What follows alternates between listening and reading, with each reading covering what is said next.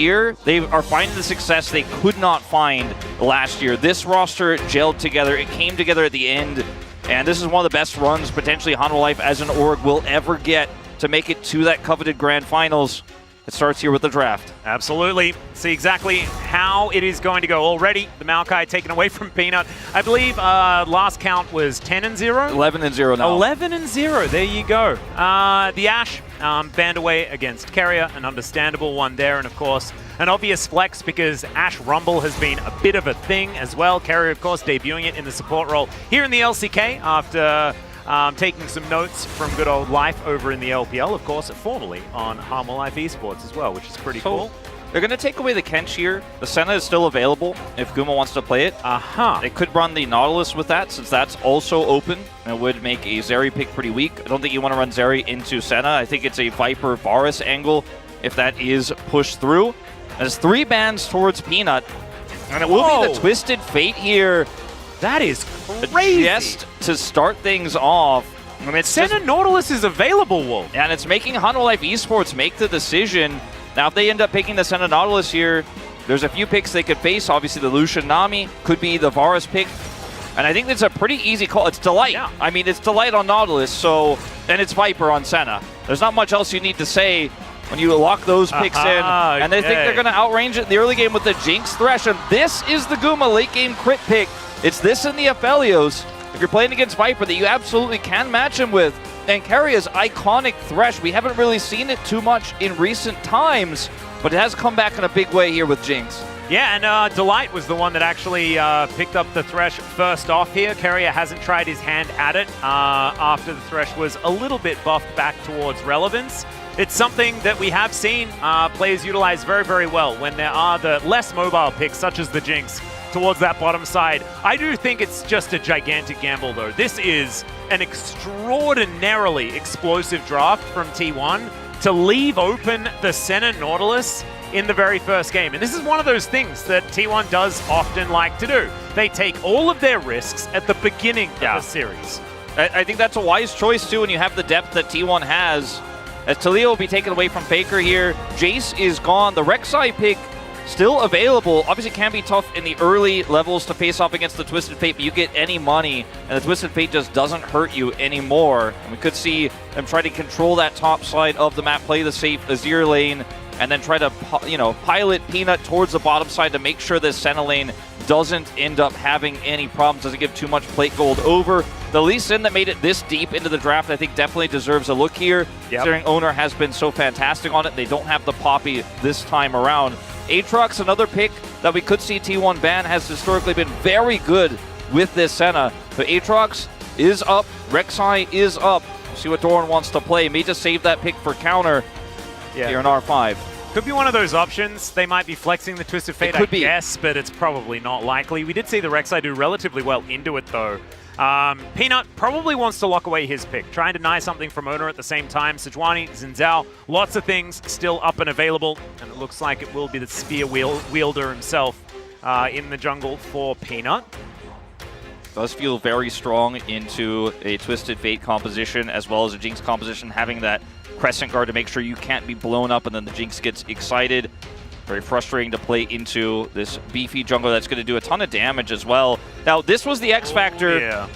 The Corki to come through. They can go just hyper scaling with this. They already have a ton of control topside, assuming things don't go wrong here for Zeus on this Twisted Fate. The big question now on everyone's mind is what is going to be that jungle pick here for Oner. Yeah, plenty of things still up and available, but it doesn't feel like a very good Sejuani angle. There's not even a support that does melee damage, so that Permafrost not really going to be all that useful. His Rel has been fantastic this season, and it looks like that's what they're going to go with here. Doesn't feel amazing with this composition, but can be great for package. The Rek'Sai, not really a shocker. We had our eyes on that one this entire time here in draft. It is going to be left through, and Doran will pilot her here into the Twisted Fate. The early game here for T1 can be quite tricky to play out. I think if the Jinx falls behind at any point, you just feel like you're infinitely scaling here with the Senna. You have the Azir that's going to do a lot of damage early, and if this comp falls behind, the Rel doesn't set up for much but package here in terms of team fight combos, because there isn't a follow-up, swath of AoE that's going to come through from a top laner. If you had the Rel with the Cassante, for example, you feel a little bit better about how that Magnet Storm engage can look. But there are a lot of ways for T1 to control those early team fights. The Rel isn't nerfed on this patch. That's coming on 14.7, so she can clear jungle very quickly, can contest objectives very quickly, and all T1 need to do is make sure this Jinx doesn't fall behind. The Twisted Fate can really help with that. And early objective control can stack dragons against the Senna composition and force Hanwha Life to take fights before they're ready. Well, we'll just have to see how it is going to work out, because T1 also have a little bit of a gap when it comes to the early stages of the game. Jinx and Corki obviously not going to be doing very much of anything very early on, but the package can certainly help for third Drake, things like this, to really start to fight back. And I think the Twisted Fate that we saw lose really hard into Rek'Sai earlier on in the week, see whether it piloted by Zeus is going to be a different story. So many questions asked. Now to get them answered, let's hop onto the Rift.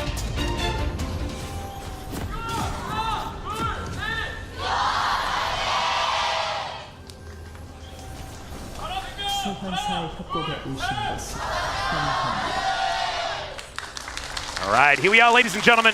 Onto the Rift for playoffs round 2, our second match. We'll see who's going to be able to take it here in game number 1. T1 threw down the gauntlet by leaving open the Senna Nautilus. I do have a fun fact, because you don't necessarily associate Viper with Senna play, right? He's a bit of a Zeri guy, very good at the created carries, things like this, with a bit more presence in lane, presence in team fights.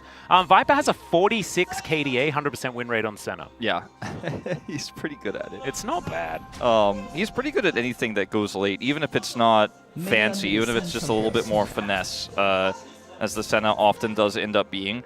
We'll take a look at some of these champion stats here for T1, but I can tell you this is the 5th game for Zeus on the Twisted Fate. He is 4-0 leading into this 5th game. It's now his 3rd most played behind the Aatrox and the Cassante.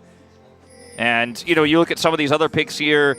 Peanut hasn't played as much Jin Zhao as a lot of his other really strong picks. And Doran obviously played the Rek'Sai. We weren't really impressed with it against the Guangdong Freaks, but that was his first games that he did play, of course, with this champion. And you know, just one lane and then didn't do a whole lot, but it didn't matter. And I think that he will have to do a little bit more than that this game around if he wants to set up for the Senna.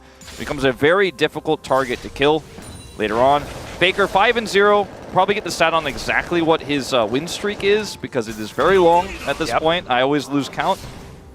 And on the other side of things, we mentioned already that the Senna Nautilus has been something that Hanwha Life Esports have found a fair bit of success on. Doran with that victory on the Rek'Sai, but like you mentioned, it's not something that we're necessarily saying was extremely devastating or anything like that. It felt like Dudu did manage to handle it relatively well. Hook going to connect here on to Delight. Bit of a snare coming in though, and Viper and Delight not going to be too worried about how things are going here. Just going to get pushed in slightly earlier on. Here's the Senna Nautilus win streak. 12-3 total, 10 in a row, including some teams down here, Guangdong Freaks, T1. Sorry, not T1, Fear X.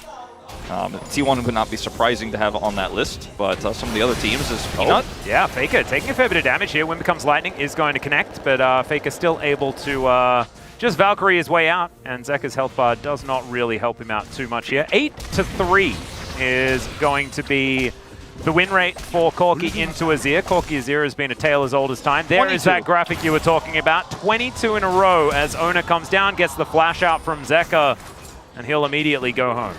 Zeka doesn't have a dash available there. We'll have to flash. Feels really amazing as Oner to be able to get that away early, and now to come over here, start putting the pressure onto Peanut. Early on, obviously, the Rek'Sai can't win the matchup into Twisted Fate, so Oner able to steal that one away from Peanut as well. Massive start. Vision. Yeah, he is really just putting the pressure onto Peanut here, making sure that Zeus can continue to get pressure topside. They're winning, obviously, the push in bottom lane. And they have tons of control now. They got the flash out of Zeka's. Meanwhile, yeah, playback onto Viper. He's taking a lot of damage. Lantern going to be taken, and that's going to spell the flash out from Viper. Does manage to snare Keria, but the hook is going to connect. Delight is able to buffer the dredge line. That is able to get him out of range. So nicely played here by T1, putting the pressure on real heavily on this bottom side. Yeah, everywhere, really. I mean, Keria allowing them to have that agency bottom side, top side. the shadow coming through there from Oner. The only way this Rek'Sai starts to win super early is if Peanut comes over there and Zeus overextends, but he just isn't. Was shadowed there again by Oner, coming over there, stealing those camps away, getting the flash out of Zeka. His impact in this early game has been so high. And now, obviously, the Corki doesn't have to deal with any sort of flash engage here from Zeka or anything like that. It's very comfortably just going to sit back and farm. Faker did pick up the tier, and he's sitting pretty in lane. Yeah, just kind of chilling at the moment as Delight is hanging around here towards this bottom side, waiting for the wave to push in. You saw Viper, he's making his way back, but no cleanse, no flash. Possible visit towards this bottom side for the Rel, if Oner would like to, as he does make his way out of base. As, yeah, Doran just trying to survive as best he can against the shove power of Zeus on this Twisted Fate. And it's working. You know, you can just go underground and then BK, as we figured out. Yeah, going through that Fury quite a lot. Just trying to, you know, put the Fury on cooldown, basically, as you mentioned, just constantly force him to heal up. Doran will have to be the first one to back here. Feels great as Zeus. Should be able to get his Destiny up and can take a Luxury back whenever he wants. Yep. And, I mean, the winning here that T1 is doing early is kind of what I expected here, considering the Twisted Fate lane. Obviously, the fact that Senna is going to outrange, or rather, Jinx is going to outrange the early Senna lane. To put that poke onto the Nautilus, the Thresh has a lot of power in that matchup, too. And as long as Keria plays it well, which, you know, surprise, surprise, he's Keria, the early game feels good here for T1. Then you start to stack up packages for those, you know, second, third Drake fights like you were talking about. Things do look very nice here in this early game for T1. Already picking up 1,000 gold, the lead here with 0 kills just from laning alone. And this is what you want to see if you're a T1 fan. Absolutely. First dragon going to be a mountain. We'll see who's able to get over there. I think the dragon stacking is going to be something very important. I think if T1 manages to get a few of the early ones, it's going to be so difficult for Hanwha Life Esports. Like you were talking about, I think Hanwha probably wanting to get down there and start stacking these before they have to worry about packages. And as we say that, Peanut, Viper, and Delight will start this one off. Yeah, it looked like maybe Oner wanted to try to make something happen here onto Doran, and they decided they were not going to go for Dragon. The back timers of both Faker and the bottom lane just really indicate that they had no interest of contesting this first one here. Just a really awkward time all around. Faker not having teleport, of course, as Zeus should be fine. It's like, yeah, good luck. Doran just kind of swimming around. Gold card is going to connect, and that's going to deny any sort of harassment. As Peanut, bit of a drive-by fade-away smite there as the dragon does go down. Next one's going to be a Chem Tech, and so Orcs is paying attention today. It's really good. He's here. He did the pre-show. Yeah, thank goodness, because yesterday it was a disaster. We had 3 Chem Tech souls. Ugh. That's like... Valdez and I did the math on that in Challengers once. It's a real statistical anomaly. Yeah. It certainly felt like that. Did make Game 5 feel really cool, though, when we got an Infernal. Yeah, that was like, very... Whoa, relevant dragons? Crazy. Yeah, Game 4 was an ocean, if I'm not mistaken, as well, right? Yeah, it wasn't great. So far, you know, as we slow this down here, Dragon went over without a hitch. Chemtech is going to be the second one here, so not going to be the most impactful, but Hanwha do want to stack that up. As Doran is starting to, you know, be a little bit more of a threat here to Zeus because he does have those Merc Treads, so we'll be able to get back into the action after gold cards very easily. Yep. And after he does end up picking up some of those tank items, obviously this is going to be when Zeus can't really hurt him at all. Yeah, T1 are feeling pretty good. I think you want like an item and a half or something like that for Doran, and then he's just going to be out scot-free. But of course, you're never really going to be much of a damage threat, and he really wants to be getting on top of Faker and Gumayusi and just disrupting as much as possible in these fights. Now, it's gold card going to connect onto the Twisted Fate. As we check out this bottom side, Viper going to land a bit of a snare onto Keria. This Piercing Darkness starting to hurt a little bit, as we do see now that Peanut was waiting, thinking about some sort of opportunity, but not going to quite get in there. As Oner sweeping things out, and Doran might be his target for Shattering Strike, not going to land, and therefore the burrow is going to be enough to get out.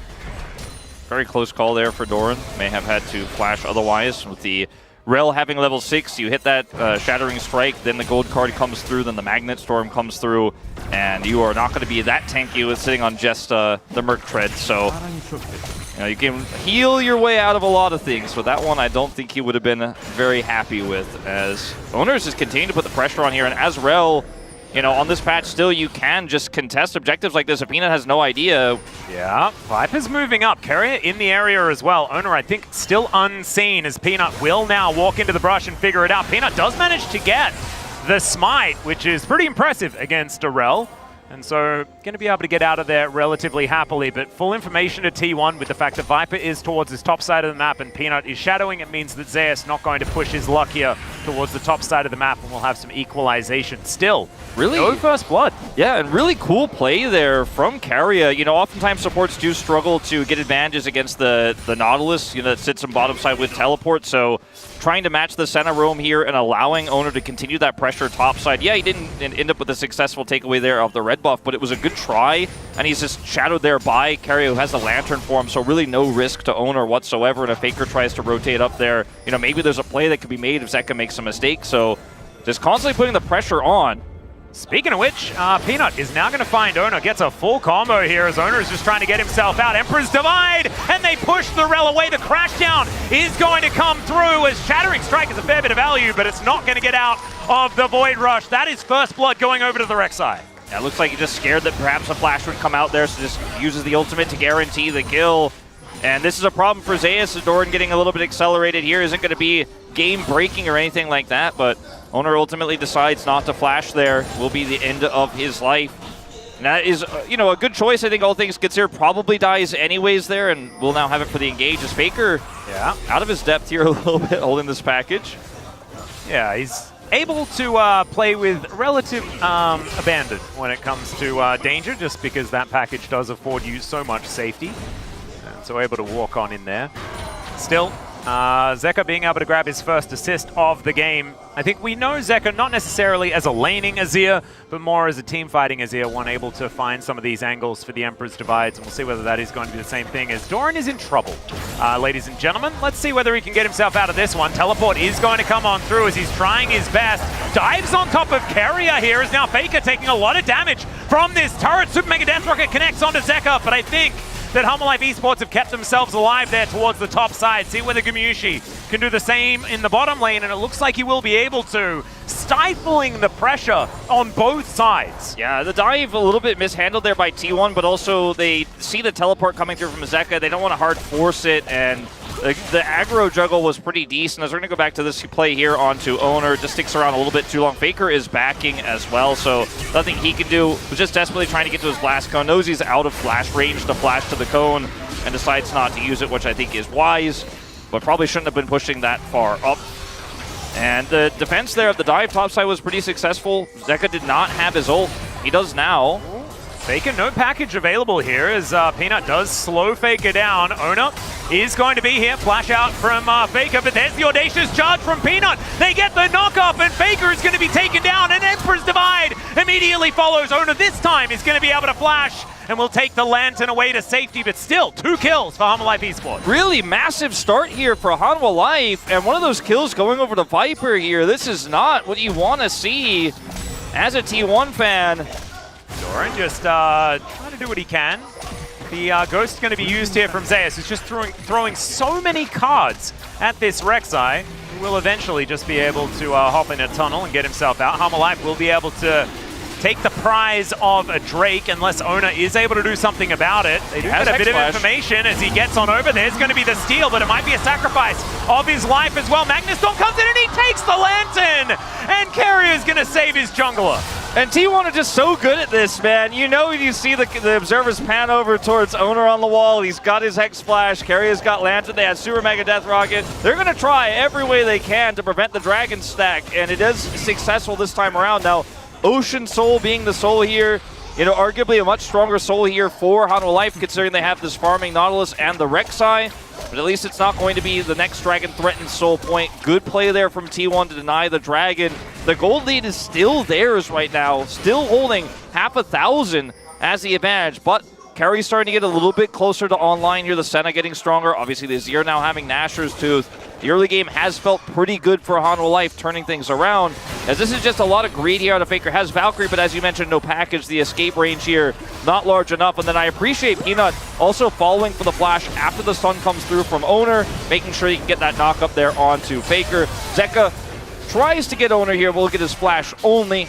but a good attempt nonetheless. Keria is here to cover once again. Keria has been everywhere this game. Speaking of that, you'll see this play here. Goes for the steal. He's got the lantern to get out. Pings it. Yeah. He's like, over here, please.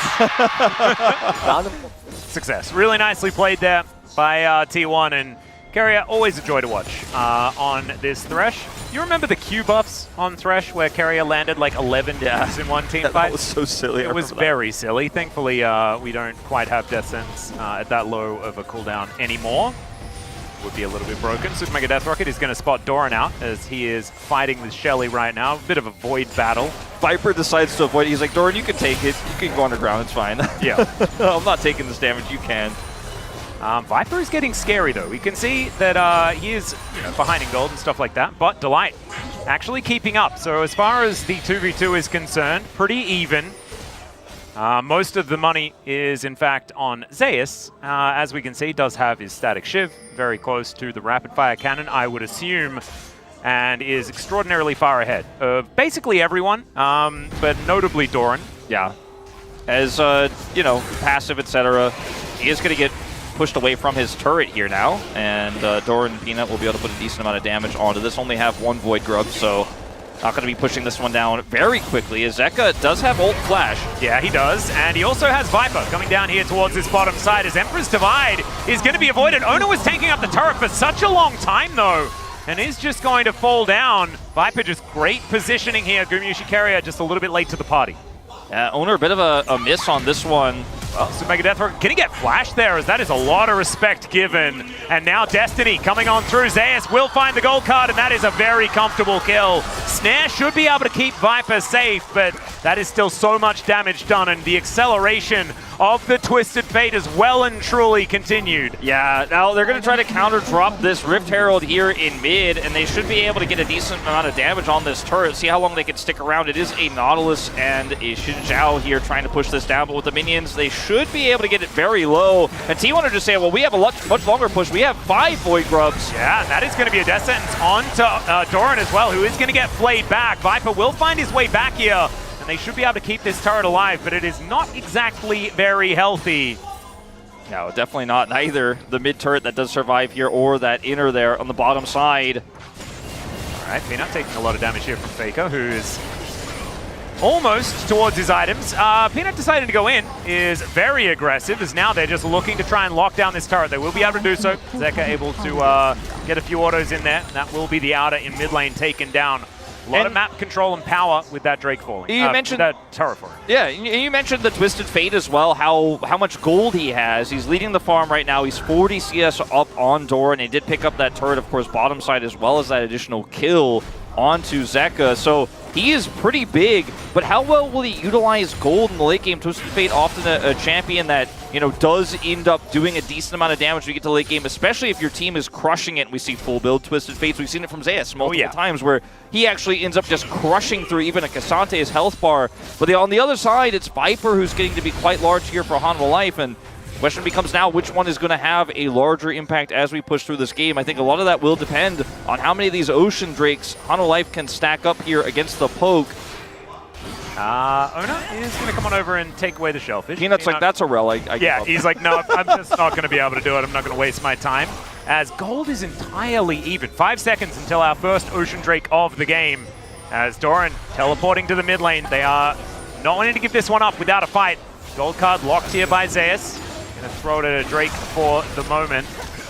Now Keria moving on in. Hook going to connect onto Doran. Not exactly an optimal target, but he's going to be denied the burrow. Does have to Blast Cone to get himself out of the way here. Let's see whether Oner is just going to be able to utilize the rel to lock this one down. It is going to be secured, but can they win the team fight? Hook going to connect onto Peanut as Faker delivers a package to the back line. Viper shields himself up though, has to flash over the package to avoid the damage. Hook is going to be there under Peanut though, and he should go down. Emperor's Divide lands on almost everyone, and there goes the jinx, but Viper falls immediately afterwards, and now the damage is just Zeka. Zeus zones in on it, and that will be the lockdown of the Emperor. and there is the damage gone. No one else able to offer anything back, and Delight, yeah, he's tanky. He lasts a little bit longer, but he will still be going down, and T1 wiped the fight. Yeah, T1 wiped the fight, take a pretty significant gold lead here, and we'll end up getting control of mid lane as well. They could probably decide to, with 5 Void Grubs here, just push this turret down with this cannon wave. Oner and Faker can make very quick work of it. The moment that Doran ends up using his burrow, doesn't have anything, gets gold carded here, and you're contesting Ocean Rift here with this brush, I think you should probably just walk away as Hanwha Life here, because you're playing the smite fight into the rel, and then Peanut just walks up anyways here, isn't able to set up for a Crescent Guard. Even though Faker's package is very lackluster and he kind of puts himself out of the fight, it's still a Jinx. Once she gets excited in this fight, you know, you're like, okay, do we keep pushing this? She gets taken down, and then you have no more damage here. Zeka's already used his Emperor's Divide, and yes, he does have his second item nearly complete here. I don't think it's actually quite finished just yet, but he's just isolated here, and Doran is just a meat shield. Delight the same. And if you end up losing the Senna, and even if the Senna is isolated on top side this early in the game, you're not going to win those longer fights. And it felt like Hanwha Life were just like, well, I guess if we win the 50-50, it'll still be worth, right? And it wasn't. And now you can see the gold lead is massively in favor of T1. Oner was never going to lose that smite fight. And huge whiff, I think, here on Hanwha Life on this fight.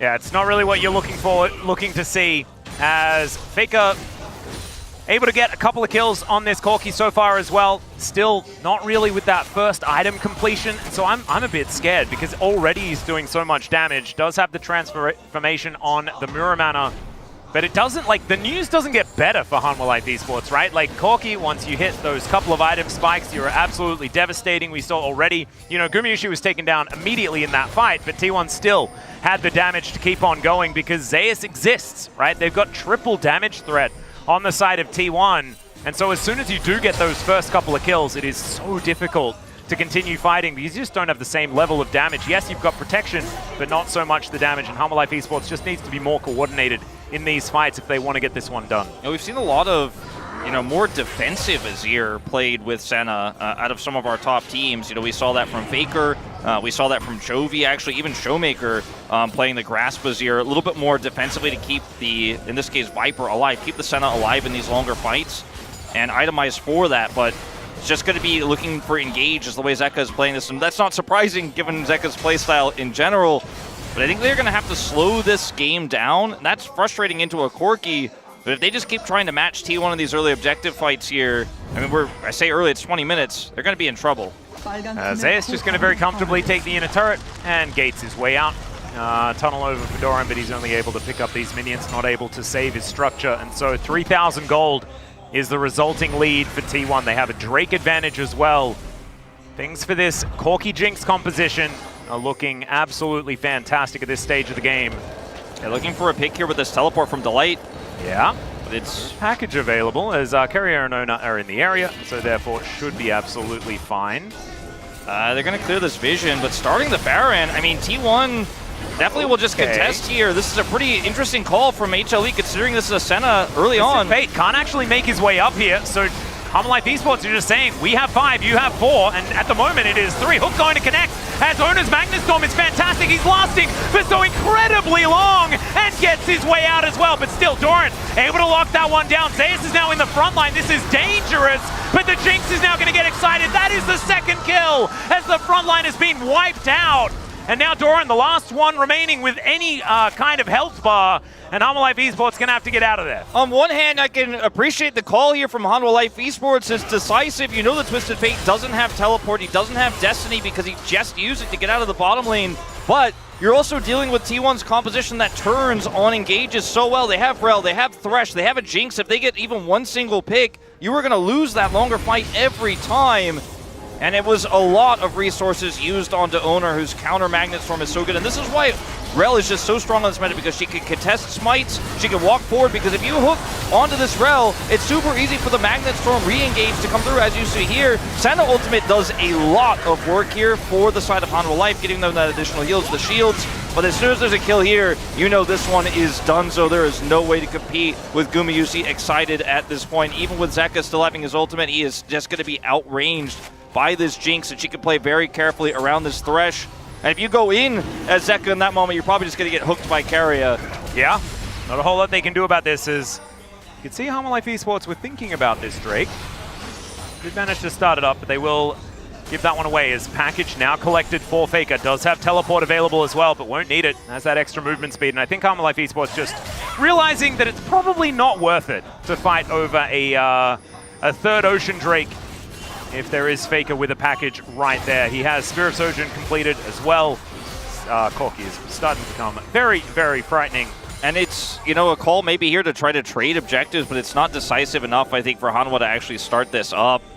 And, you know, it's frustrating to see I think if you're a Hanwha fan, they didn't make this decision on the last Dragon that was so critical. Make it here, but there's no cross map, and T1 are just one step closer to that critical soul, and you got nothing in return. Yeah, control ward does go down. They do at least have vision control of the Baron, but that's where the good news sort of ends at this point. And we saw how their last Baron start went. I think it's going to be even tougher this time around, even with that vision control, if they want to try to threaten it, but that may be their MO here. Yeah, package has now dissipated, and Life Esports going to take that as the go marker. Zero vision available, but of course Destiny is. And so that means infinite vision. If they would like to press the button, they are going to press it now. They're going to see that the Baron is down to 50%. Of course, if Oner gets into the pit, it's not even a 50-50 as they take down the tunnel. There's the hook. They're going to go for the re-engage. They find the knock-up, but he's just so incredibly tanky. Gumayusi going to get jumped on here as Doran going to try to take him down. They are going to be able to do so. There is 2 kills to start this one off, and finally, Life Esports have found a team fight. They'll get the knock-up. Empress Divide onto both damage dealers. Still, it's a double kill for Faker, but it shouldn't be a one fight here for T1 as Doran, Zeker, and Peanut are just going to try and take him down. There's the knock-up. Wind becomes lightning indeed, and there is the takedown onto the Corki. Finally, Life Esports win a fight. They give it to Zeka as well. That's massive. It's his 3rd kill of the game. He's getting closer to that 3rd item, but that was such a coordinated fight there for Life Esports. Keria is over here trying to just be annoying. Just be annoying, as you say. I don't think it's really going to necessarily mean anything. We'll get a teleport. Yeah, teleport from Faker in 20 seconds time though, so I think this Baron is just gone. Nothing that Keria can do about it other than watch. He will be spared, at least at this moment. The Baron is going to be taken down, so Life Esports, they do manage to get their prize. And the gold that we were talking about now just jumps up 1,500 and back to even. Just like last fight, Oner is able to stand between T1 and the Baron and then can turn with Magnet Storm. Senna ultimate's going to come through, but then watch the swap here onto Guma as the Nautilus ult comes down. And then Doran securing that kill after the Lancer, just tracking that so incredibly well. If he doesn't get that kill, then I think this fight absolutely could have gone T1's way. Zeka holding his Emperor's Divide until the end to get these secure kills on the attempted exits from T1. And Faker will be given over to Zeka as well. Life Esports, this is the kind of fight that we're looking for. Much better coordination from them the second time around will lead to the Baron. Yeah, and you saw at the end there, Keria tried to give the Lantern to Faker, but unfortunately he went over the wall and was unable to actually pick that one up. So unable to be spared still. Let's see how this Red Bull Baron power play does go for Life Esports. 9-9 is the kill score. Very even everywhere, all across the map, but they are 1 turret down. This bottom outer still yet to be taken for Life Esports, so some standing gold for them to take down as Doran getting to work on this top side. Yeah, and this should be able to get them a little bit of prio leading into the next Dragon fight as well. They could take much more comfortably than the last 2. Peanut will just shadow this push here towards the bottom side, potentially even be able to take home more. Yeah. See Zeka down here. When becomes lightning onto Keria. He is going to break his shield. As Faker with a full clip of rockets. They should be able to defend at least over here. Doran just getting to work everywhere else, trying to keep things shoved in as best he can. So far, it is 1 turret that they've picked up. Good hook is going to connect that onto Peanut, who does have to Crescent Guard, actually. Yeah, he avoid the damage. Opts into that. I'm not 100% sure he had to do it, but just felt like he didn't have enough information there. And, you know, you're dealing with Jinx Rocket, etc. You just don't want to mess around with that. He decides to pop it just to be safe. And the problem with sieging as Life is your siege comp is decent, but you don't have the ability to hard engage on the T1's comp because their turn is so amazing. Plus, you're dealing with turrets. You're dealing with insane Jinx range. So this Baron play here going to be about 2K. It looks like nothing too crazy. Yeah, Doran does have his tunnel, but isn't actually going to utilize it as the turret will be taken down. So against the flow, with 30 seconds left on this Baron, it's still Zeus is able to lock down a turret for T1, so even on the turret trade, and not exactly the greatest of Rebel Baron power plays. We can see it is just basically the beginning gold of the Baron. Nothing else. No extra map control picked up for Hanwha here. And is it going to be a dragon? That is the question. Are they going to be able to deny the soul from this comp? Because I think Ocean Soul does work out very well if you are one of these Corki competitions, because you can just sit and poke for a really long time and stuff like that. It's certainly good. The timing of the back here for Peanut works out. His flash and his ultimate back online here does end up picking up the Randuin's third here, so Peanut is on 3 items now. Heading into this next fight, going to be very difficult to kill. Where's the package?